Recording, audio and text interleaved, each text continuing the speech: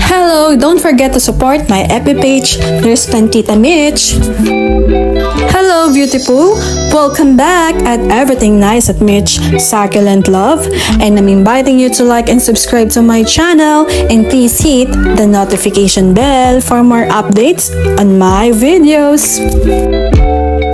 Everyday vlog at 7 p.m. and thank you for your support on my channel and of course in our collection. More plants update and more care tips. And of course, wag mag-skip ads! Ayan, hali! So today magre-repot na tayo ng ating mga astrophytum na naglalakihan.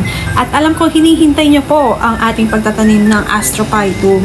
So pasensya na kayo, ngayon ko lang po na i-upload kasi naging busy tayo sa ating life. Ayan, anyway, so bumili po ako ng malaking pot. This is 12 cm. So, nakikita nyo, nilagyan ko na po siya ng lupa. Kasi malaki yung pot na to eh. Nilagyan ko na siya ng old soil mix ko po. Ng gymno and succulent. Kasi para makatipid tayo doon sa ating soil mix.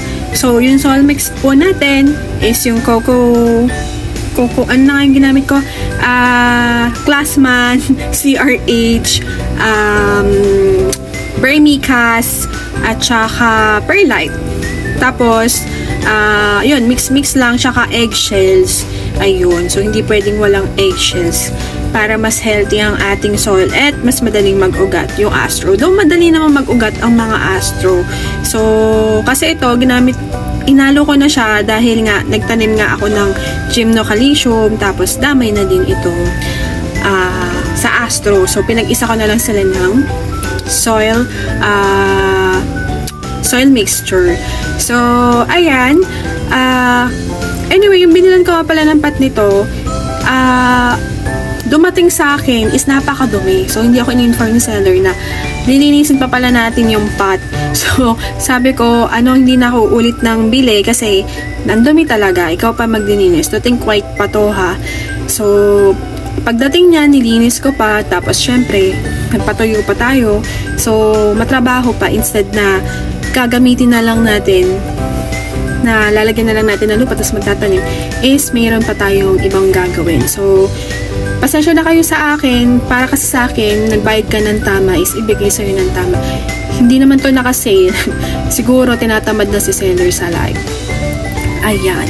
So, naglagay na po ako ng bunny poop fertilizer. Ayan. So, 7 po iyan.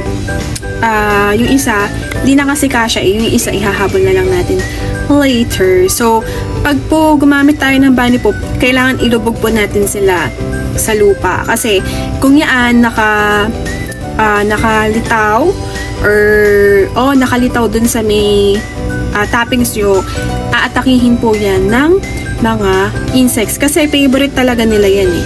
At nakikita nyo yung bunny poop is kulay white kasi hinaluan ko po yan ng DE powder kasi nga po, favorite sila ng insect. Kahit na yung bunny poop nyo, naka-open yung nalagyan, ay nako, babahayan yun ng insect. Kasi super rich ang bunny poop talaga and very organic siya. Kaya hindi rin, ano man tawag dito, hindi siya delikado sa plants natin kasi organic lang naman. So anyway, ayan. So, nagagloves na ang person dahil heto na, magtatanim na tayo, be. So, hindi ko masyadong inapawan ng lupa yung ating soil mix. Kasi nga, pag nagtanim tayo at naglagay tayo ng toppers, ang tendency, tatapon po yung toppers. So, mahal din kasi ng pantoppings natin, diba? Talagang tayo, mahal natin yung halaman natin. Nag-i-effort talaga tayo na bumili ng soil mix kahit na may kamahalan, diba? Para lang sa ating halaman. So, naglalagay din ako syempre ng Starkel G. Ayan, a generous amount of Starkel G. Para naman pang pest away. So, again, paano ba ito umi-effect para sa mga new viewers natin dyan? So, kapag po nalagay nyo na po itong Starkel G, kapag na-absorb na ito ng ating plants, ay hindi na po kakagat yung insects or lalapit yung insects doon sa inyong plants. So, yun po yung effect niya. So, kailangan ma-absorb yan ng halaman. Kasi nakikita ko yung iba, nakaibabaw lang siya, ganon. Naka-wasiwas lang siya. So, dapat i-absorb yan ng plants. Tapos, naglagay na ako ng, syempre, potassium muriate. Sabi ko nga sa vlog ko before, magandang pang-breed itong malalaking Astrophytum na ito. Dahil, bukod sa malalaki, pag malaki yan, malaking flowers, madaming flowers ibibigay sa'yo. Tapos, kung malaki yung flowers, mas malaking seed pods. Okay, ayan. So, ilagay na natin sila dito. Ayan. So, potassium muriate, pampapulaklak. Mas mura po ang potassium muriate kaysa dun sa binibili niyo na kulay yellow na maliliit. Ano bang tawag dun? So, mahal yun eh. So, yung iba, social, ginagamit nila is yung Sami Orchids. Yung ginagamit nila sa kanilang Astro. So, yung binibilan ko dati ng Astro, tinanong ko, ano po bang fertilizer nyo? So, yun yung sabi niya, parang bloom ba yun? Basta yung nilalagay sa orchids. Pwede din yun. Pero, by summer, talaga namumulaklak sila. Pero, kahit naman hindi kayo maglagay ng fertilizer, namumulaklak pa rin sila. Basta, may regular waterings at tama yung pag-aalaga nyo sa inyong Astro. Ayan. So, naitanim na natin sila. So, napaka-easy lang magtanim. And ito na pinaka-favorite part ko is yung maglalagay ng topping. So, again, for the new viewers, my favorite po for the Astro, I'm using a Masato soil, 1 to 3 mm. Okay, so baka may magtanong, bakit naman po dalawang fertilizer pa yung nilalagay nyo sa, sa mga halaman nyo? So, again, si Bunny Poop is organic, tapos meron pa siyang vermicast, diba? Fertilizer din si vermicast, para mas healthy yung soil natin. And again, organic lang naman si Bunny Poop at saka si vermicast. Hindi naman ma-harm yan unless kay Carabao's manure. Si Carabao's manure rich in nitrogen, which is not best for our succulent and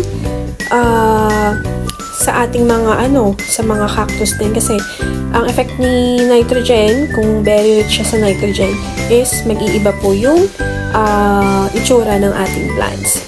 So, konting Carabao's manure pwede naman siguro. Pero yun lang yung gagamitin. Pero, ayun, ako, ang dami kong ginaming na perky, which is, okay lang naman, okay lang yan. Potassium naman is pampaplower fertilizer para mas mabilis lumaki and mas healthy yung plants. And also, advice ko sa inyo, gumamit kayo ng healthy soil mix kasi para mas maganda yung plants nyo. Diba? So, dito sa, dito sa lowland, mas effective talaga sa akin yung moist soil. So, ayan, sila, ang tawag dito, si Glassman is very moist soil.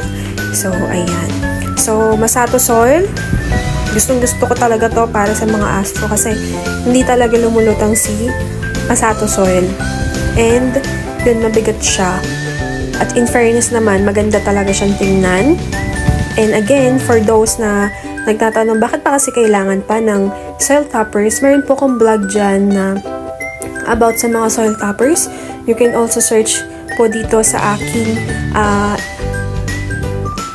sa aking channel. So, search nyo lang dyan, soil toppers. Ayun. So, ayan.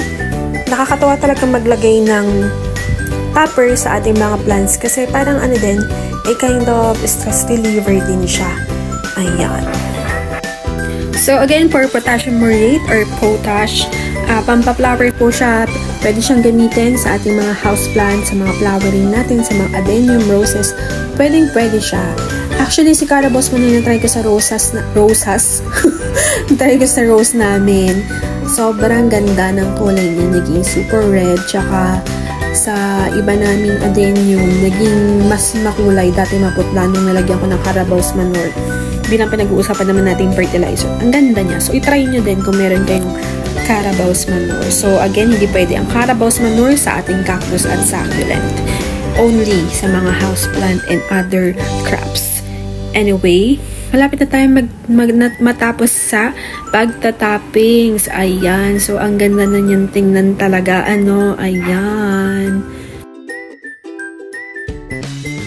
Ayan. So, ipe-perfect ko pa yan kasi nakikita ko hindi pantay-pantay ang paglalagay natin ng toppings kasi ang laki ng pot na ito eh.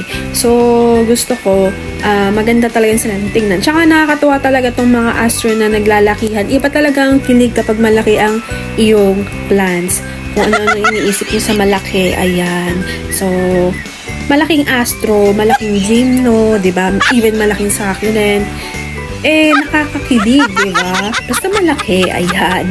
So, ang dami ko nakikita mga seller ng cactuses, ng succulent. Actually, nakaka-tempt nga din bumili ng succulent. Pero sabi ko, mapapabayaan ko lang talaga to. Next time na lang talaga. Pagka may perfect timing na tayo. Ayan. So, ayan. O, diba? Pina-perfect natin talaga ang bawat sides ng pagtalagay ng toppings. Kasi talagang, ang ganda talaga ng mga astro na to, no? Yay! We're done! So, palagay ko perfect na kahit hindi naman talaga yung ating pagtatapping. So, ayan. Magmamoist tayo ng soil. So, again, dehydrated na po itong aking mga astro. Kaya didiligan ko na sila. Hindi na tayo magmamoist, kundi didiligan na po natin sila. Ayan. So, nag-iba na yung kulay ni Masato Soil. So, pag nag-light yan, pwede na ulit tayo mag-dilig. At ayan, galingan nyo sa pagdidilig ha. Ayan. So, magkakaroon tayo ng update dyan sa ating laytops dyan sa Astro, sa ating mga Gymnocalycium. And of course, magbibigay po ako ulit ng care tips sa ating mga succulent na natitira pa po dito sa bahay. So, abangan nyo po iyan. Wag kayong bibitaw. Ayan. So, ang sayang tingnan nung pagdidilig natin kasi ewan ko ba, nare-relax din ako. Ewan ko kung ganun din kayo sa inyong mga pinapanood. Ayan. So, maraming salamat kung hanggang sa vlog ko na ito, hanggang sa video ko na ito ay nanonood ka pa rin. Thank you so much. Ayan. Paki-comment naman ang inyong mga lugar kung taga saan kayo, kung hanggang dito sa aking video na ito ay nanonood ka pa rin. Para alam ko naman kung hanggang saan ba nakakarating talaga ang aking vlog. Ayan. So, we're done. Ano bang ginagawa ko dito? May tinuturo pa ako. Ayan. So, meron pa tayong itatanim. This is Owibu or Oowibu. Sabi ni seller, this is Oowibu. Pero, meron akong trust issues. Hindi po ganito si Oowibu. Iba po yung kanyang pagka-aerial. Very fluffy ang aerial ni Oowibu. So, isa yan sa mga wishlist ko. Hopefully, makakuha po ako, no? Ang mahal din kasi ng Oowibu. Yung mga 3-inch pot is nasa 500. Ang mahal. So, naghahanap pa ako ng mura-mura magtinda ng Oowibu. Ayan. Or Oowibu. Ayan. So, ito na yung last na itatanim natin. So, ganun lang din. Naglagay lang din ako ng old soil mix sa ilalim. Kasi nga po, para makatipid po ako sa mixture. So, sa mga old viewers ko, yan, alam nila ganyan ang aking gawain para makatipid naman tayo kahit papano sa mixture. Dahil ang paghahalaman ay luho na din po natin yan, diba? So, shout out sa mga maluluho sa halaman, o diba? Pag tumatanda ka na talaga ay nagiging luho mo na ay halaman dati mga bagay. Ngayon, halaman kaya pag ang luho mo ay halaman, congrats friend, matatanda na tayo. Ayan.